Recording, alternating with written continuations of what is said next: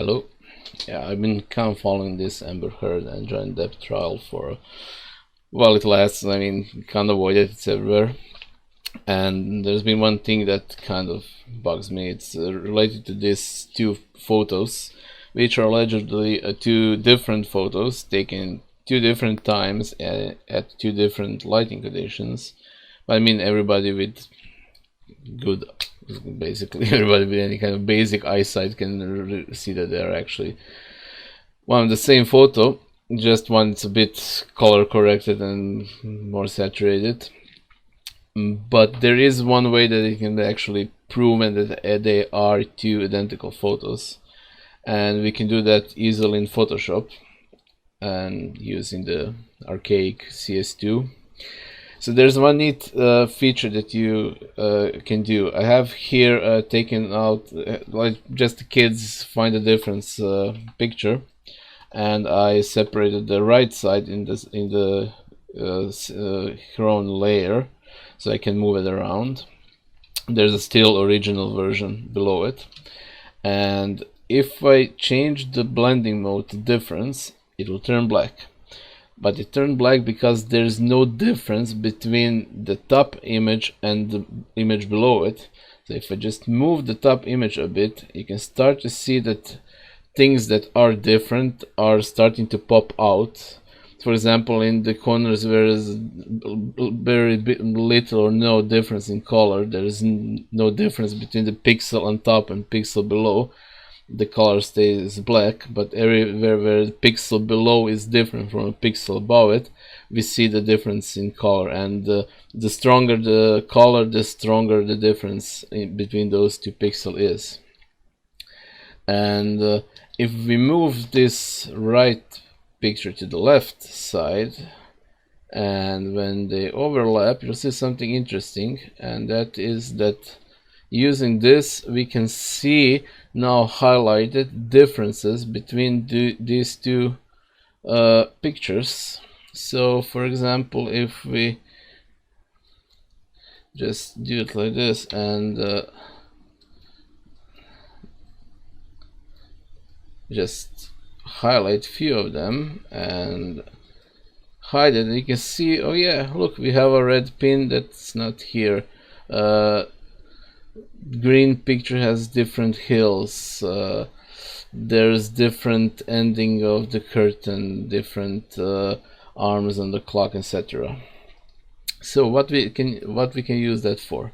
If we take another picture, I have this picture of a AI generated woman, so it's not the real person, and duplicate it again and again put the difference, we'll have a completely black picture. Now let's imagine the case as was with Amber, that one of those pictures is a bit more saturated, a bit darker. Just let's change the colors a bit and we do the difference again. We'll see now some color. We won't get a completely black picture because there are differences between pixels above and below, but differences are minor, so there is not large difference. So you don't have like this large highlighted areas with a large difference.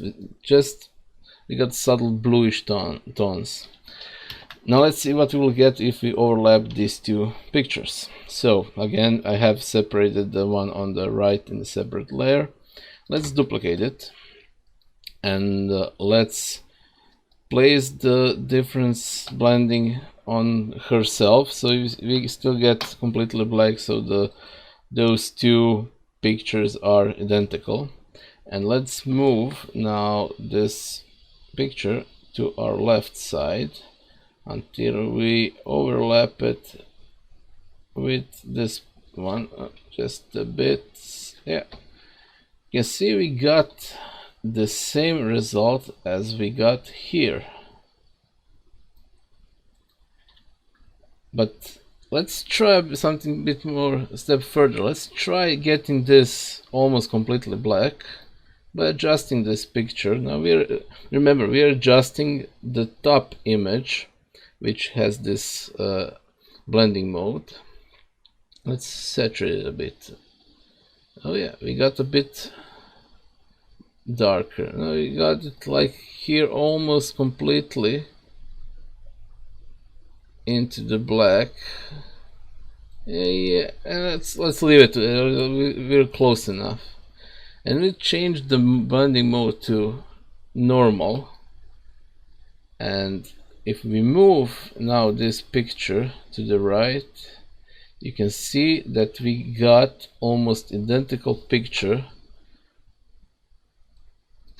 to the one that was on the left side in regards to the colors.